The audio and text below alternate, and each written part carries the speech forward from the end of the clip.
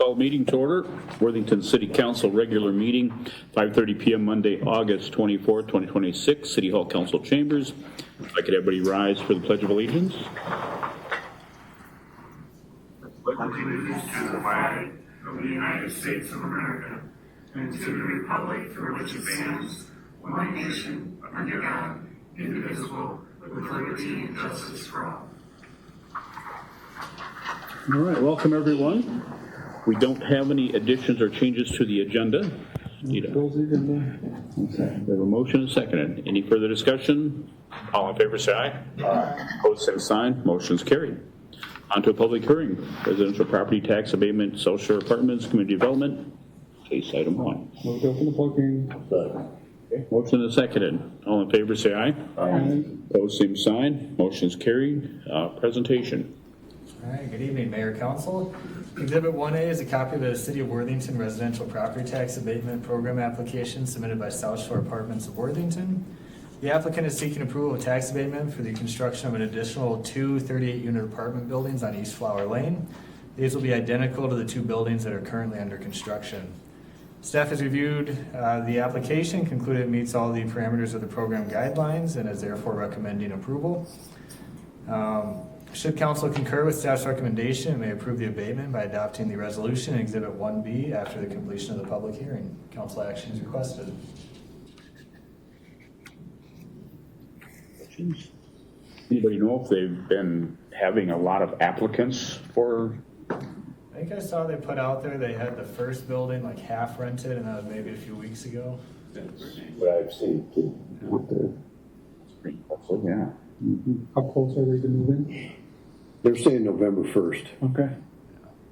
They're getting pretty close to finished on the first building. Sure. I move to close the public hearing. Okay, motion is seconded. Any further discussion? All in favor say aye. Aye. Opposed, same sign. Motion is carried. Action on the hearing. Motion to approve the abatement in Exhibit 1B. Second. Okay, motion is seconded. Any further discussion?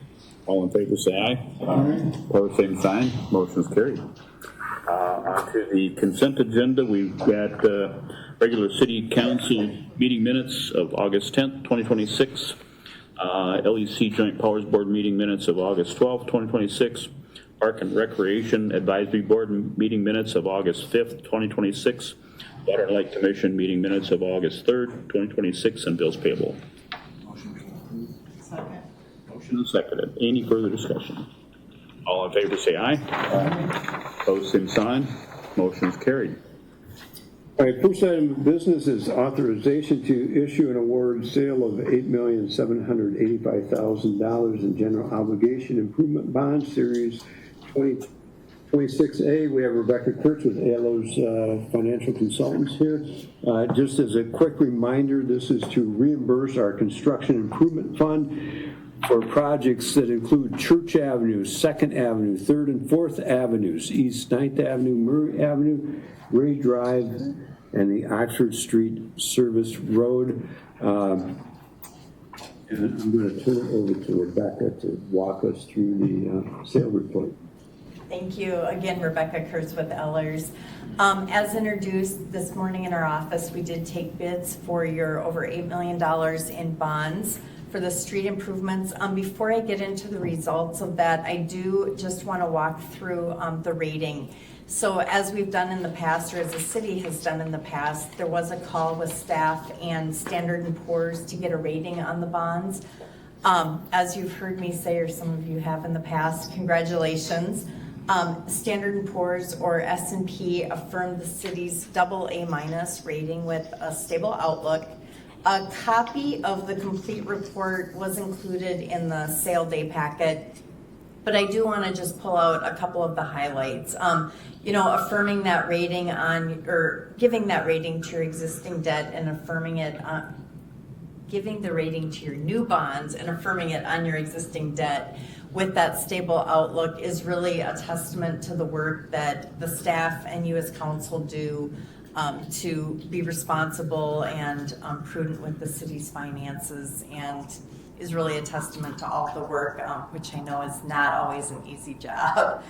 But Standard & Poor's writes that the AA- long-term rating and affirmation of the rating on the existing debt with a stable outlook outlines the city's conservative budgeting practices, which have enabled positive operating results and a maintenance of a robust reserve position. They also talk about how they expect the financial performance to moderate but remain positive in their next 2-year outlook period. In addition to that, the report talks about the management reports or the management that the city does. We had some discussions about the new development that is happening, specifically some of the multifamily development that is under construction and how that will add to the tax capacity with growing in the near future here. Standard & Poor's also identifies the city's healthy reserve position and identifies that the reserves are in excess of the city's policy, which is 35 to 50%. And then again, also talks about just the fact that you do have policies in place to help guide a lot of the financial decisions and direction that you as the council take. So again, congratulations on maintaining and getting that rating assigned for your new debt too. Yes. So is there any, what's holding us back to get the better rating? The item that is holding you back is what I think I see in probably almost every one of the communities that, not only that I work with, but I think that Ellers works with in Minnesota. It is a lot of the demographic.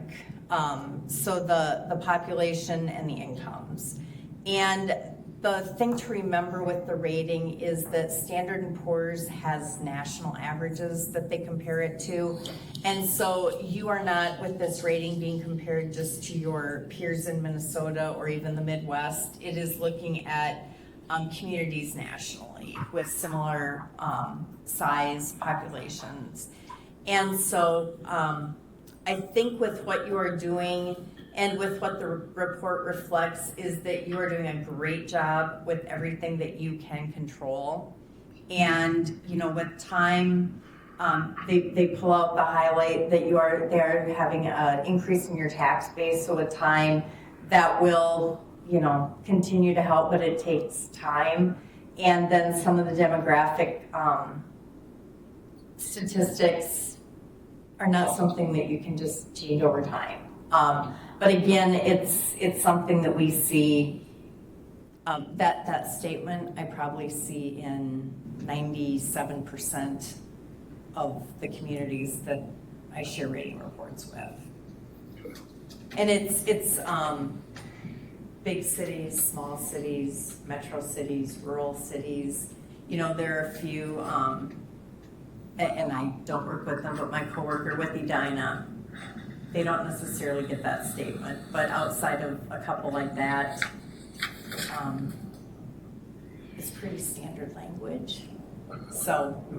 And just to clarify, when you're talking about demographics, you're talking about household income, median household valuation, and it's things like that. Yes. It's not the population demographics. It's more the numbers that go with it. So yeah, the incomes, the median wages, the household income or housing values, all of that. Thank you for that clarification. I just had one question. I don't know if it goes to Steve or Rebecca, but it says here the city lacks formal long-term financial planning. So we do not have a 10-year financial plan in place. Okay. We have a 5-year CIP and a 5-year equipment revolving schedule. Right. But I have had discussions with Ellers, actually at the last conference back in late January, early February, about establishing more of a 5-year plus financial outlook. Would that help us? Yes. Yeah, honestly, I don't think it's going to push it Give us as far as way over the hump to but I think it absolutely will help. And what that will do is show take your CIP, take all of the information that you have already, put it into a document that will help project out where your levy will be. And then with that, when it is shared with council, it gives you guys an outlook of, if you get all of your projects, where's the levy gonna be?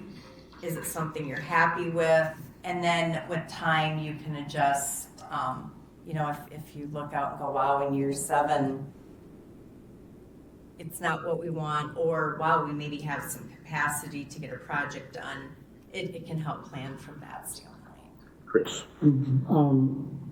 Just an example, with a better grade, how does that reflect point-wise, percentage-wise? I will say it's a tough question to answer because the market changes, every day. On a sale like today, it maybe would have given you a couple basis points. So you're not gonna suddenly see, so our sale today, I'll jump into this. We had 9 bids and the low bid or the interest cost is 3.71%. With the higher rating, I'm not really sure that would have gotten you a lot more bids.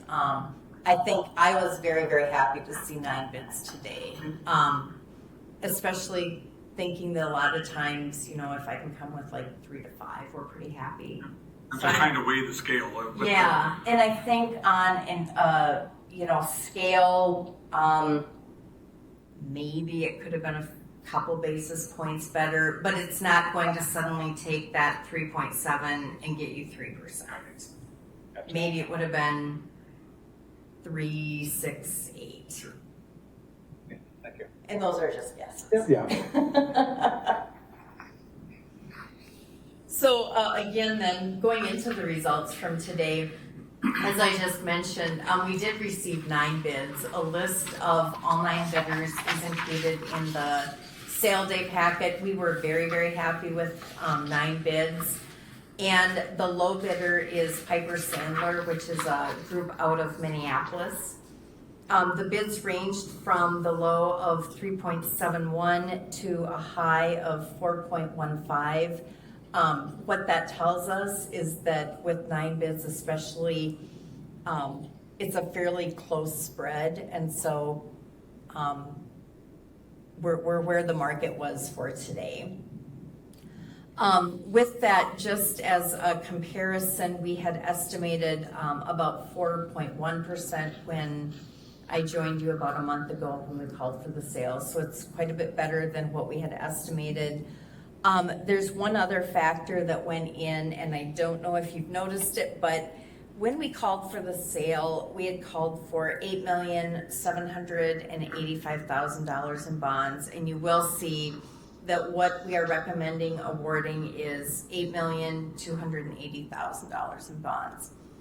What that means is we did receive what we call a premium bid today, and so with that, we in very simple terms, the underwriter gave us more money than what we needed for this. And if we would have kept all of the money they gave us, the interest rate would have been a little bit higher.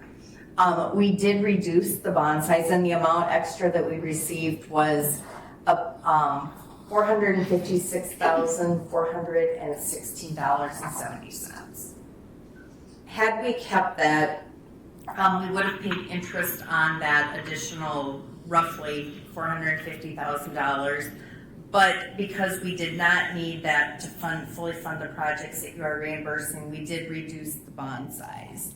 And so we still have fully funded the $5.58 million in street projects that you have, but we're able to not retain 100% or give back that additional roughly $450,000 to reduce the bond size, which then allows for total interest savings because that par amount is less. In addition, what plays also into that final calculation is the underwriter discount, which is the fee the underwriter gets, was a little bit lower than what we had estimated about a month ago. And the cost of issuance, which are fees such as the Ellers fee, the attorney fee, the rating agent's fee, and some to counties are estimates in our initial bond issue, and what you have before you right now are final numbers. And I will make one other statement. The bonds are callable in February of 2036. So at that point in time, if you have funds that you want to pay off the bonds in full or in part, or if rates are such that you could refund them for interest savings, you can do that in 2036 without penalty. But I'm happy to answer additional questions. Otherwise, Ellers is recommending awarding to Piper with the interest rate of 3.71%. And if you do choose to adopt the resolution that was drafted by Dorsey or Bond Council, funds would be available on September 10th. We lock in the rates. Yes, what you would, we are recommending and what you would lock in is awarding at the 3.71%. Just a reminder, this is a 15-year bond, which is typical to the city issues. And I'm not sure if I had any other. It's being paid with the assessments to the benefiting properties and then tax levy for the balance. So is our case item actually for 8.2 million fee?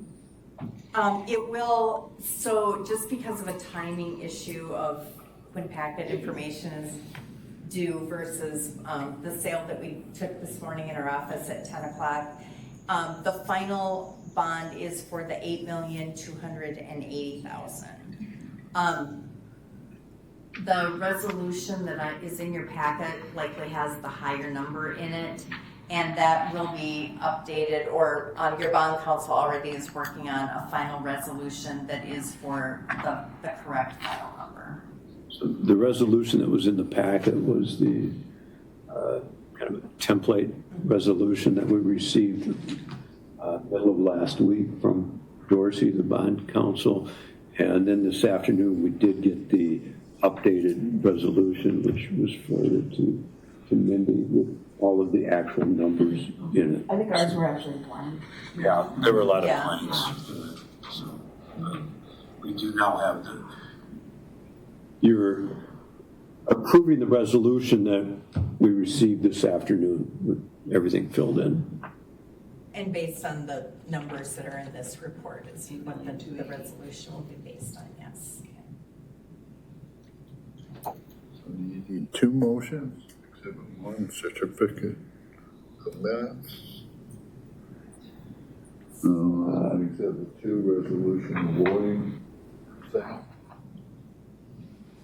I believe I only need the resolution awarding the bonds. Exhibit 1 was the certification of the minutes that Mindy will okay.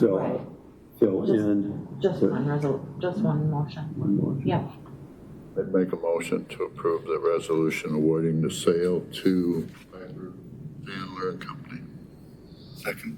Okay, we have a motion, second. Any further discussion? All in favor, say aye. Aye. Opposed, same sign. Motion's carried.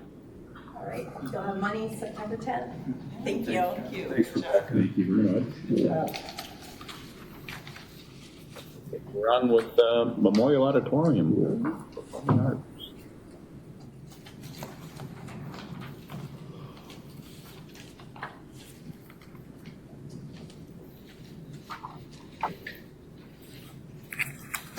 Good evening, everyone. Good evening. It's nice to see all those faces that I get to see at the auditorium. We just finished our children's theater camp week. We had the most kids we've ever had. We had 54 kids in theater camp this week, which was a really great thing and completely exhausting. So I'm still recovering a little bit, but so much fun.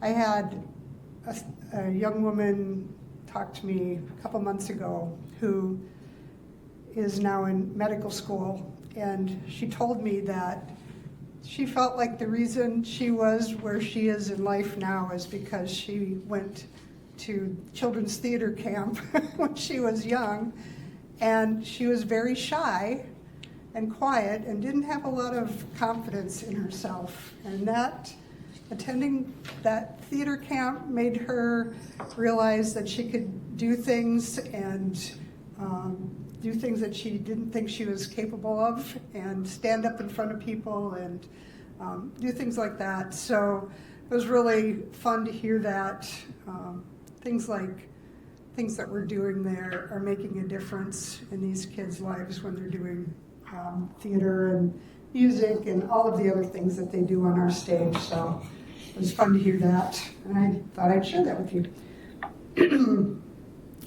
I'm starting this is my 12th year here, and thank you for this wonderful job. It really is one of the best and most fun things to do.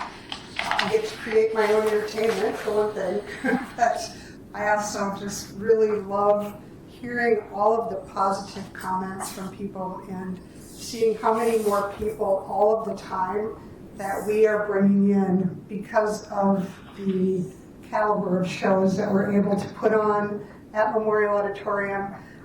People are coming because they love the place, they love the more intimate environment, they love that it doesn't cost them an arm and a leg, and they don't have to travel very far to really see good things.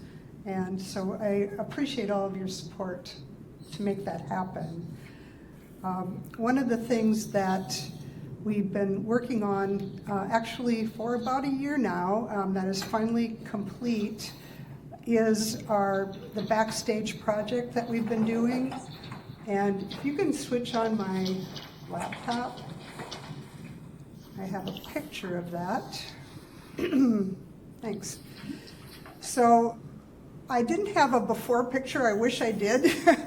Really, our entire back wall and some of the side walls were falling off in chunks because it was just, the building is 95 years old, so things were happening.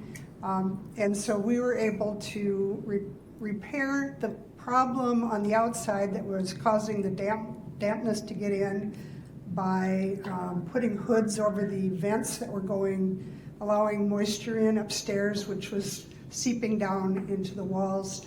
So we did that, and then we found these panels that looked really nice, and we put those all around the back walls.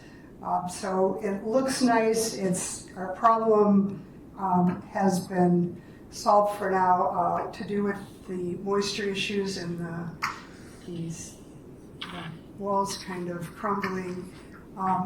Before this, again, I wish I had a picture. We had basically a little shack backstage that was our tech area. That was, if you can look where the lift is on the screen, it was about that width and about that height because our tech director couldn't even stand up straight underneath it. And it wasn't safe to walk above it in the loft. Things like that were just, I shouldn't say it wasn't safe, but not more than one person at a time up there and things like that. So to do this project was just really a wonderful thing to be able to create this wonderful space for all of our tech storage. And there's a really nice workbench back there now for our tech department. We have storage up above for extra things. And Mark Bodine, the technical director, he put together all of these new rolling racks that hold all of the cables and the lights and all of that equipment so that it's easy to go and get what you need when we do every show. It's just been fantastic to have that all organized instead of just willy-nilly backstage. And If you look toward the top of the steps, this is the other thing that we're going to talk a little bit about tonight.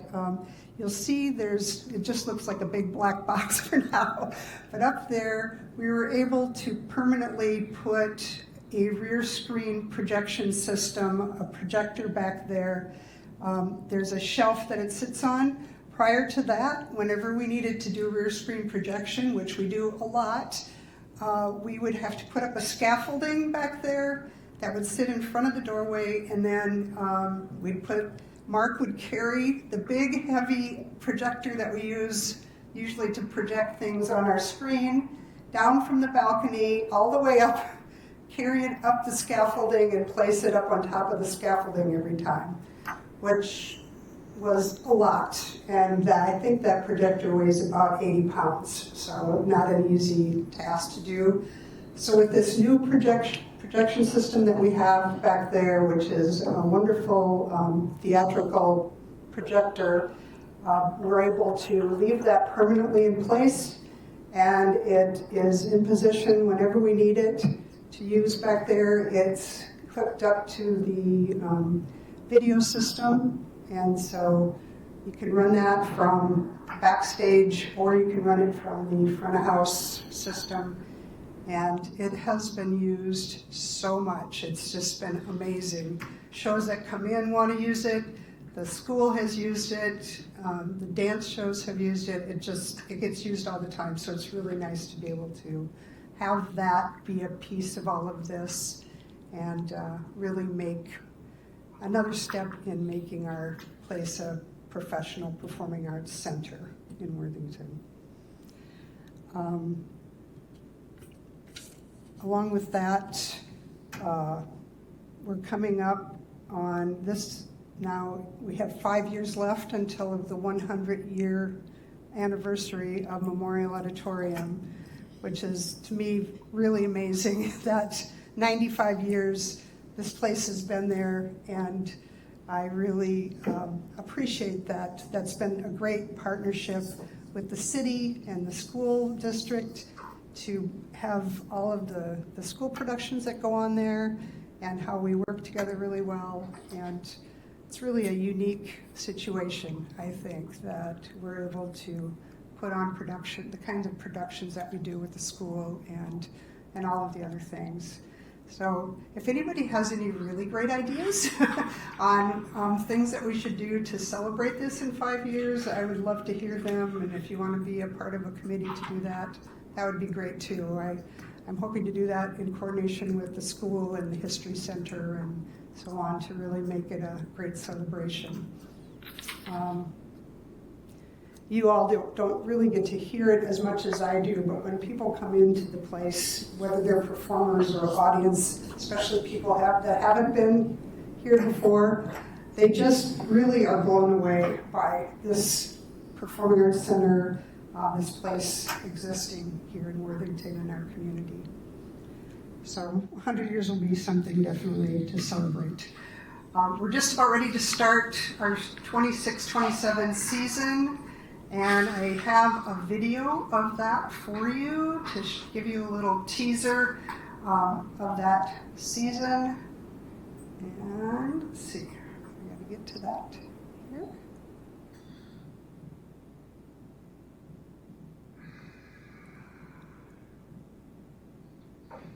Okay.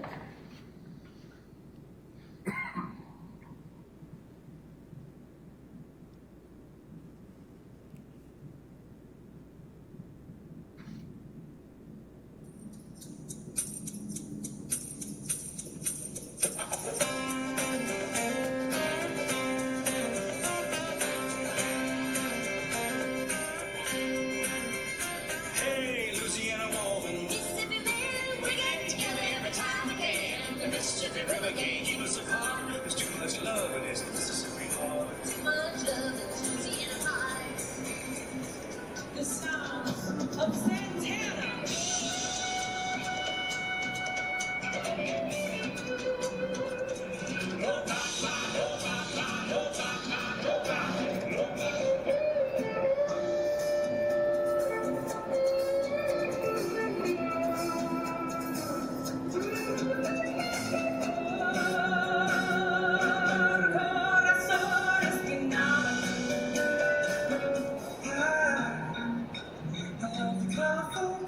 you wear, and the way the sunlight plays upon her hair.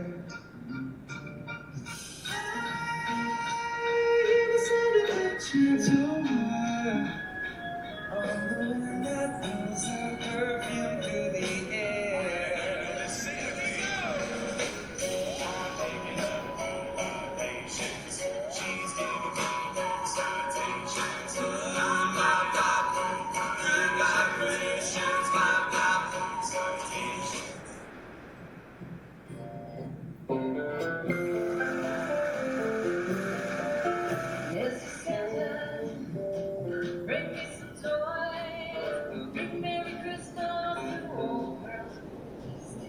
And every night I'm gonna sleep singing, dream about the present that you'll be bringing.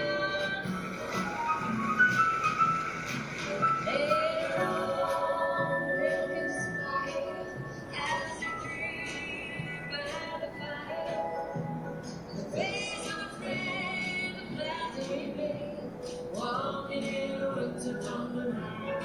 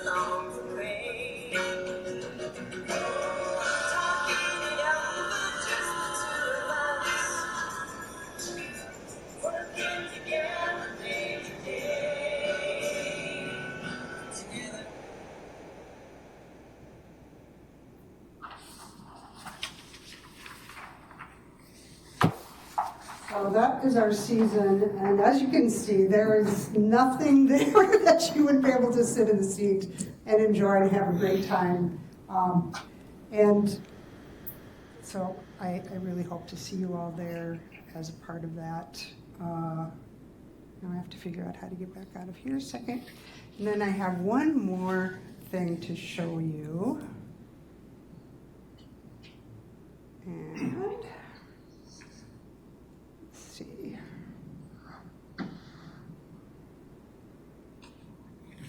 So the other thing that's going on this year, 2026, is the 120th birthday of our Steinway grand piano that we have at Memorial Auditorium. And it's also the 30th anniversary of the restoration of the Steinway, which from my understanding was found in a storage closet or something. It was completely in disrepair, and it was taken out and put back together again, and it's just a beautiful Steinway piano. So in order to celebrate our Steinway this fall, what we're doing is an event that we're calling Sundays on the Steinway. And once a month in September, October, November, and December, we are going to do a Sunday afternoon concert with featured pianists on our Steinway. And it'll be just a really fun way to celebrate and to show it off. And hopefully we're going to have these be Our plan is to have them be free concerts for people to attend, and if they would like to make a donation to help sustain our Steinway piano, then they can do that at that time. And so there'll be information coming out on that very soon, but one of the featured pianists, he's actually a featured Steinway pianist that's known worldwide. His name is Charlie Albright. He is coming. This has sort of been a dream of mine because he was at Worthington as part of a concert series about 6 or 7 years ago. And I always wanted to bring him back to perform with our symphony orchestra. So that is what's going to happen for the holiday concert this year, is Charlie Albright will be performing with our symphony on Saturday evening, November 14th. The day before that, we're going to have him do a couple of performances for our students. And then the day after the symphony concert, that Sunday afternoon, will be a solo concert of his music on our Steinway. And I wanted to just give you a little sample of him. This is a piece that he is going to be doing with our symphony, and this particular video is him playing with the Philadelphia Pop Orchestra.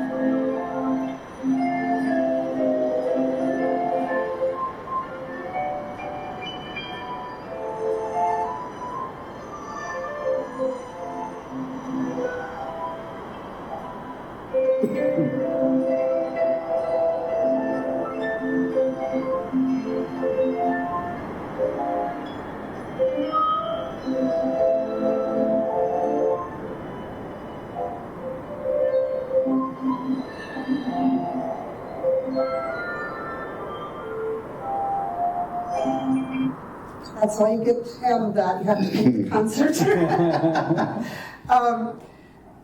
In this picture, you'll see the jacket he's wearing and the candelabra that has a gentleman standing behind it.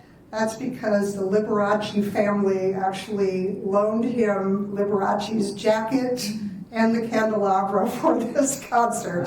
Now, whether that'll be appearing at Memorial Auditorium, I don't know, but it does say something as to the incredible pianist that he is, that family would do that.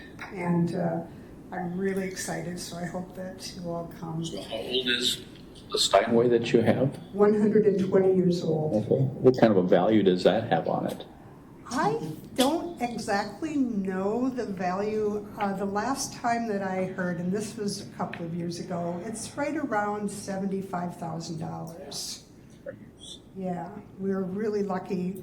And when we approached Mr. Albright about performing with us, he said it will be the oldest Steinway that he's ever gotten to perform on. So we're very, very fortunate. We have it properly insured. I said, I assume we have it properly insured. I hope we do also. Mike? It looks like a wonderful stage. Are there any opportunities that we could do to increase revenue, increase shows for the community? Are there any, what's holding us back? Is there anything holding you back? Honestly, there's a few things here and there. One of the what always costs a lot of money is advertising and getting the word out. That is probably the most difficult thing. Just trying to get the word out to more and more people. Once they come, we've got them. They keep coming back. There's no doubt about that. But it's just getting them here that first time, and everything, of course, costs money to do. I think, I feel like we're doing very well with those things. And another thing that came up this year, and we're working on handling that, our backstage ramp area, it limits us into what we can bring in on the stage because it's too small to load in a lot of the things that some of the shows, for instance, we were going to do Wizard of Oz on ice, believe it or not, on our stage, where they bring in an actual floor that's artificial ice and they put that in, but the pieces are too big to get up the ramp and inside the building. Now, we're working, because we had a little bit of money left over from the backstage wall and that project. So part of that is going to be used for making a better, wider backstage ramp so that we're able to do some bigger shows. So that's one of the projects that we're working on right now that will make a difference once that's completed. Other than that, You've had a few shows last year that were sold out. I know I've been to a couple where it was, yeah, holds about 600 people. yes, yeah.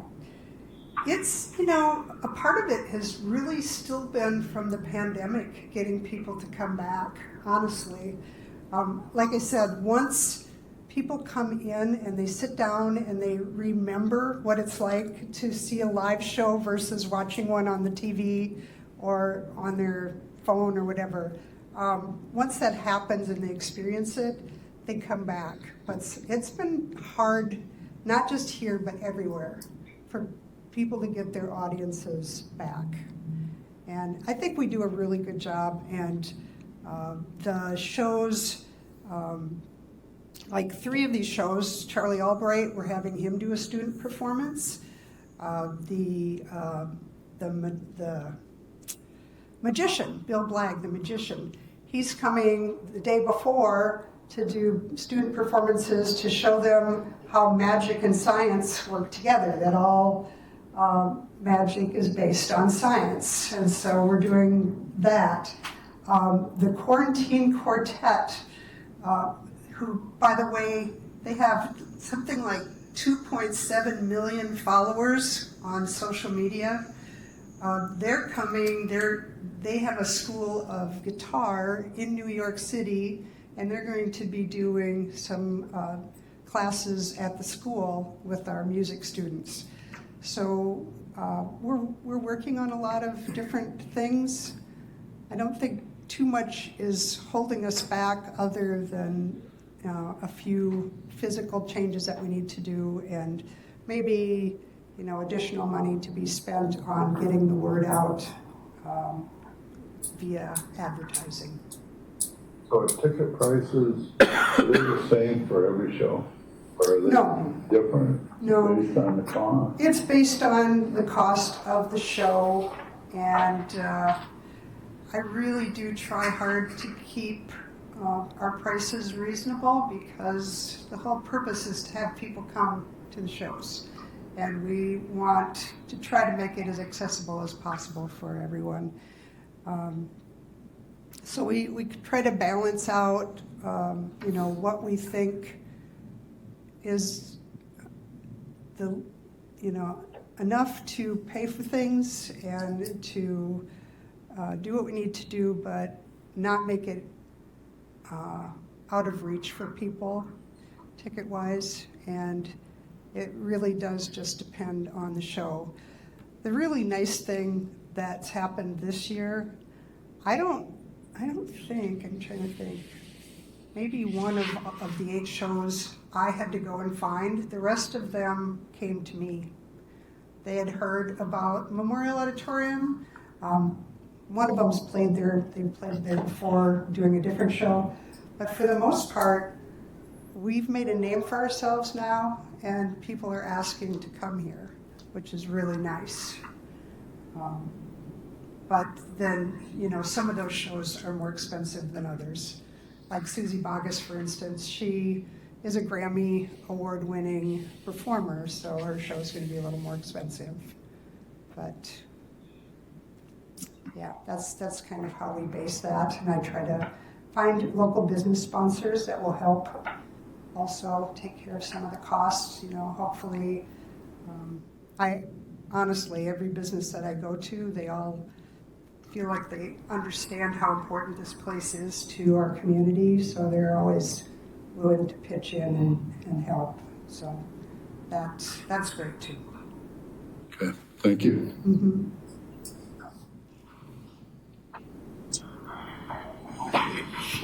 Moving on, next one is the donation of the theater projector. Yes. So we talked a little bit about the theater projector that the Friends of the Auditorium purchased. And the reason that they decided to make this purchase instead of having the city make the purchase was mostly because of the timing. When we completed the loft and we were able to put in the permanent spot for the projection system, about that same time, I received kind of an ad, I guess, from the place that we had purchased our other projector that we have. That's it's from a company called Christie, and they had a really good deal on a professional theater projection system. And it was one of those things where we only had the opportunity for a very short amount of time before somebody else took this projector. And so I proposed it to the Friends of the Auditorium to make that purchase, and they agreed to do that, so that we were able to purchase that projector for. What was the value? The actual value of it was. No, how much did they put in $12,000. Mm-hmm.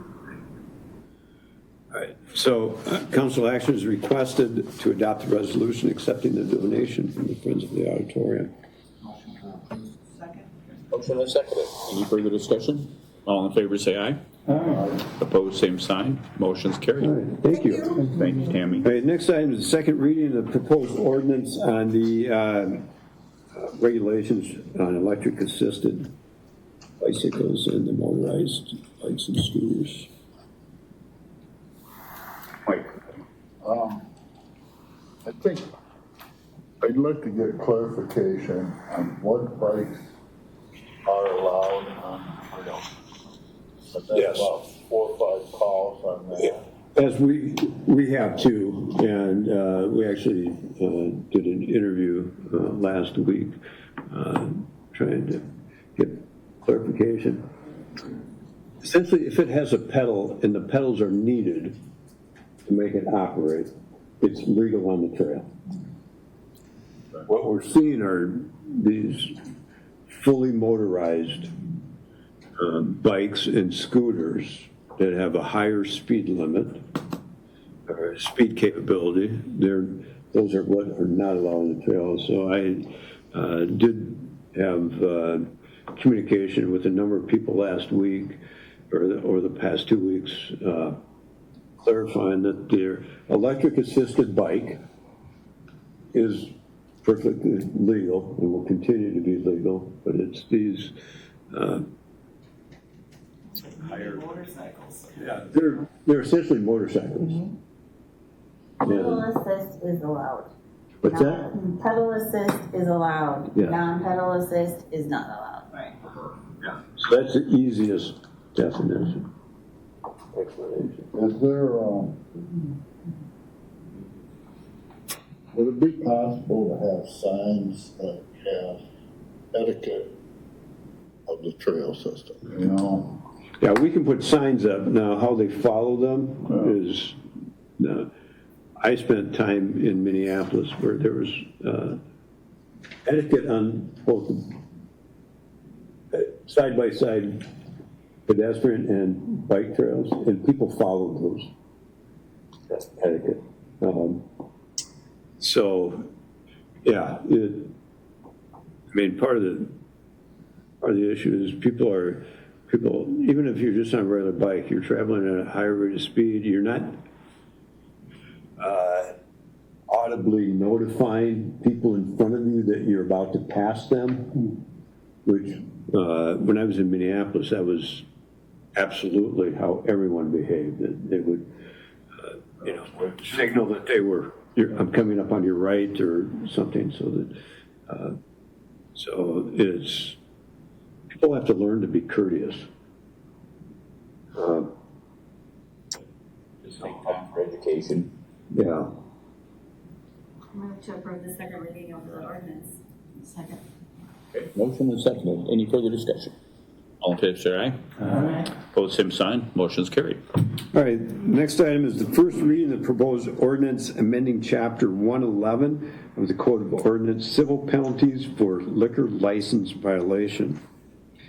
City Council is asked to consider the proposed ordinance that's in Exhibit 4, amending Chapter 111.58 of the City Code regarding imposition of civil penalties for liquor license violations. The proposed ordinance establishes a graduated penalty structure for violations by liquor licensees and provides a consistent process for imposing penalties.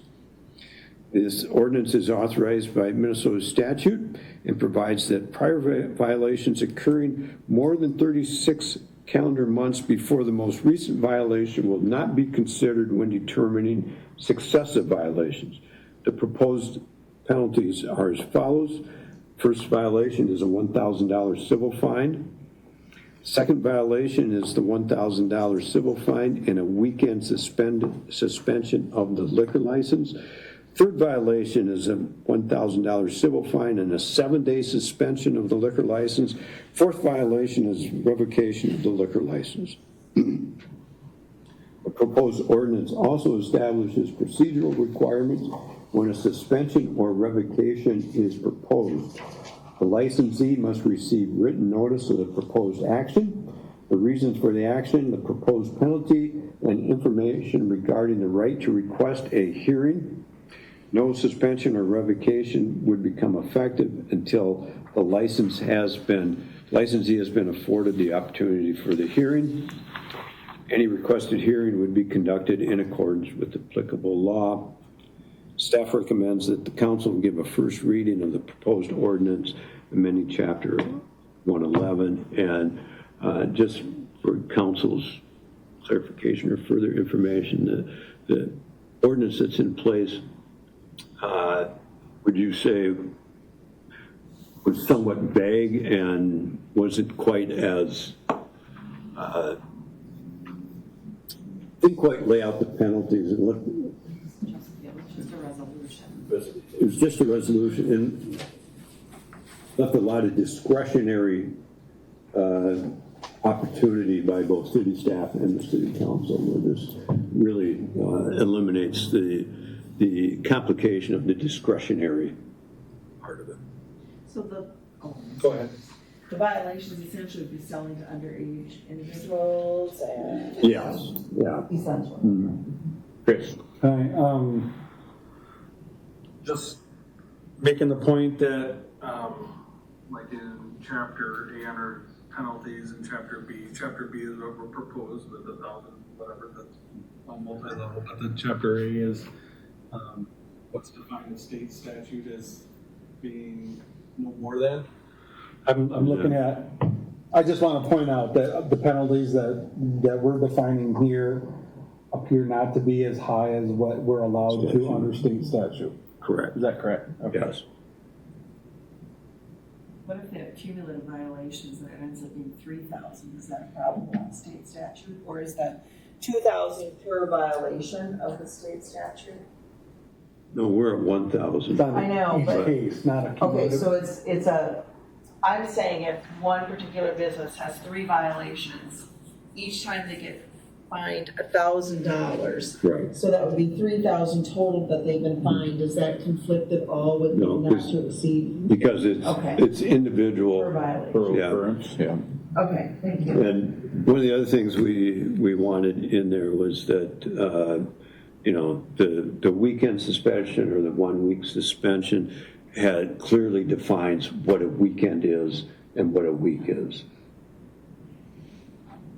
If they had one violation after 36 months, then that one goes off, and it's just like you have the first one again. Correct. Motion to approve. Okay, motion and second. Any further discussion? All in favor, say aye. Aye. Opposed, same sign. Motion's carried. All right, this next case item, we're updating on the advice of the League of Minnesota Cities, or Government Data Practices Act. So we had received an amendment. We have a multi-page document that we follow, and a lot of this deals with non-public information. So this statute 13.04 subdivision 4 procedure when data is not accurate or complete, in the 2024 legislature, they rewrote that and specifically presented it for the sex offender program challenges. So notwithstanding subdivision 4, challenges to the accuracy or completeness of data maintained by the direct care and treatment sex offender program, excuse me, about civilly committed sex offender as defined in section 246B.01, subdivision 1A, must be submitted in writing to the data center for compliance official of direct care and treatment or delegate. Data practices compliance official or delegee must respond to the challenges as provided in this section. What this all means and whether or not we actually ever encounter having this information and having requests to provide it. Essentially what this is saying is that the individual involved would have the opportunity to be notified so that they could determine if the information was accurate and truthful. But on the advice of the League of Minnesota Cities and who also carry our insurance, they requested that this be added to our data practice policy. So council action is requested to add it to the city's guidelines and procedures. Exhibit B, resource list of non-public data maintained by the city of Worthington. Motion and second. Any further discussion? All in favor, say aye. Aye. Opposed, same sign. Motion is carried. Community development. Well, Matt. All right, thank you, Mayor. My final item here is just a discussion item on a potential land purchase. The city recently purchased parcel 20-0175-000, or what we generally refer to as the Kepsel property, intending to extend East Flower Lane to connect to the existing railroad crossing. The new roadway will curve through the property, leaving a significant amount of unused land, particularly on the south side. The intent is to sell the remaining property on the south side of the road for commercial development after completion of the road project. There's a small portion of parcel 20-0170-000 located adjacent to the south side of the city's parcel, shown in Exhibit 2A. This portion exists due to the realignment of Highway 5960, which split that parcel. If you go look at an actual parcel map, it's connected to the piece to the south of the highway as well. The chunk to the north of the highway, though, is approximately 70 foot by 420 foot, or about 0.67 acres. And it has no street frontage or other access or any easements that staff's aware of. The owner has indicated they may be willing to sell this piece of property to the city. Purchasing this property would allow the city to combine it with the remaining property left over after the road extension and create a larger, more easily buildable lot with highway frontage. City staff is seeking input from council to determine whether there's an interest in exploring this purchase further. So we don't have a price or anything yet. All we want to know tonight is whether you want to explore this further and we can reach the point of negotiating a price or not. Amy. What would be the benefit? I mean, just a bigger parcel to sell somebody. Do you think we would get our money's worth out if we did that? Or maybe even part of the question would be, where does the road propose to go through there? Yeah, so it'll curve, and I can provide you with those. I can pull this up if you show me which one to. How many acres is this again, Matt? It's about 0.7. Is that the right one? Is that council wanted to say? I think we're going to struggle to sell the leftover property that we have here without this. Now, You could just leave it up to somebody to try to buy that piece and our piece at the same time and try to work it out that way. We're certainly gonna have a harder time marketing property doesn't technically have highway frontage there. Does that person have access to that little piece of property? Not that I'm aware of. It was farmed, and I think it was a family member of theirs that also farmed the whole where South Shore Apartments is going now. And they were just farming that little piece back there at the same time for years. So this piece here is the capsule property that the city acquired. This thin strip right here is the piece that we're discussing, that apparently was split off from this farm land to the south of the highway when the highway was rerouted. So this is kind of I don't know. Where would The road will come along and kind of curve slightly and then tie into Flower Lane right through here. This is the road right away. Yeah. And then the road frontage would be that road. This. So the So- front would be towards that road. Once the, This section of the roadway is completed, which we do have. We're working on our 2027 CIP that would be completed. There will be a marketable piece of commercial property right here. 2 or 3 acres maybe? Yeah. I think Maybe 2.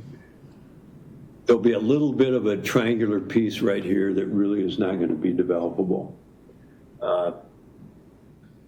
Our inquiry with the owner of this narrow strip of land, if they would be interested in disposing of it, that we could tie in to what land we would have available to put on the market for development at some near future date. We've not discussed any amount or value of this piece. No, we're just looking for whether council wants to even get to that point or not. If you want us to engage in further discussions. Who owns that? The one where the arrow is right now? Right here, Yeah. Keepers.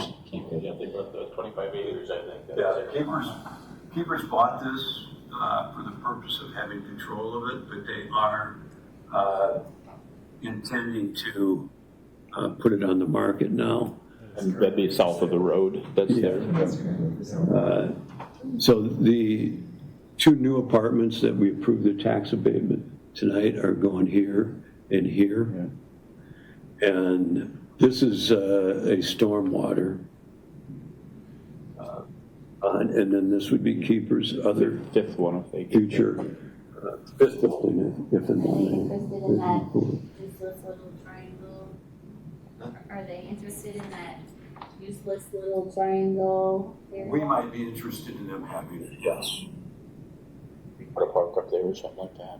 And if they sell the piece, and then whoever buys that might be interested. Might be interested in that. I guess that'd be the time to me to look at buying that other little chunk. I think you should inquire. Yeah, I could If ask. they're willing to dispose of it, we can get it to make the property more valuable. It seems like a reasonable. And we can certainly, once we get to a price, we can determine better whether it's really worthwhile or not for us to do. Yeah, exactly. We just didn't want to spend a whole lot of time on this if council had no interest in even hearing a price on it. Christmas is around. What else other than? Gifted to the city. Right now, I don't think anything is being done with that land. Last year, I think it sat barren, and so is this year. It's too small to get any equipment in there.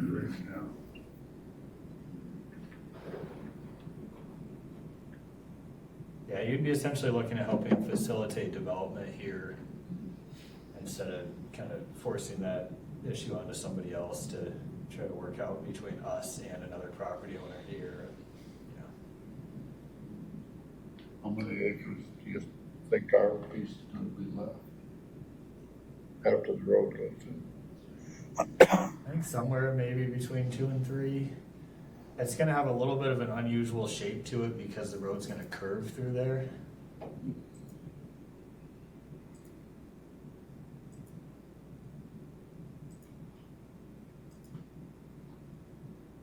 what I just scaled out is about 1.5, and this is probably undersizing what it actually is, because without having the road will have a curve to it that will come like this. Probably closer maybe to 2. But it will have street frontage and highway visibility. So there would be some value to it, to the right part. There would be good traffic there considering. Ask, and it doesn't hurt to ask and see if they're interested. To me, right now, to them, it's almost worthless piece of ground. Yeah, in my mind, it's probably more worthwhile to us. You know, I can see a buyer not liking the fact that they don't actually own all the way up to the highway, because, you know, they risk somebody putting a fence or planting trees and blocking some of their view. And I don't anticipate that the price would be very high on this, because it's not very usable. But I can work with them and come back with a possible price if council wants to hear it. We like, when we go through the annexation of the Capsule property, we will include that in the annexation regardless of the. Yeah, that's coming in October. That would give it some motivation to sell then. Thanks, Council. Thank you. Okay, on to committee reports. I have nothing. I had YMCA board meeting and they're continuing the strategic intervention assessment where the YMCA's came in and trying to strengthen a lot of the financial components that for the last few years have been kind of challenging. They had Marshall, YMCA do it 1 year, and it was difficult to understand what was happening. And there was an internal, I don't know who internally did it, it's before my time, but anyway. So we're continuing next year to use her partner. Oh gosh, I can't think of it. Sue, thank you, Johnson. And continuing with that so that we can get a better handle on what's happening with everything with the YMCA. And they may start changing their budgeting timeline to better correspond for some of the programs with the city's budget timeline. So, see update from them. Thank you. Yes. Okay, so this past Friday, I did get my first copy of the preliminary budget, which is not terrible. I'll start going through it with more line by line detail in the coming days. Wanted to check everyone's availability for next Wednesday, September 2nd, for a budget meeting. And I had just kind of penciled in starting at 4:30. I don't know, 4 o'clock, if that is a little more difficult, or 4:30. Or you tell me, first of all, is Wednesday, September 2nd, work into everyone's schedule? And what time you prefer to start? 4:30?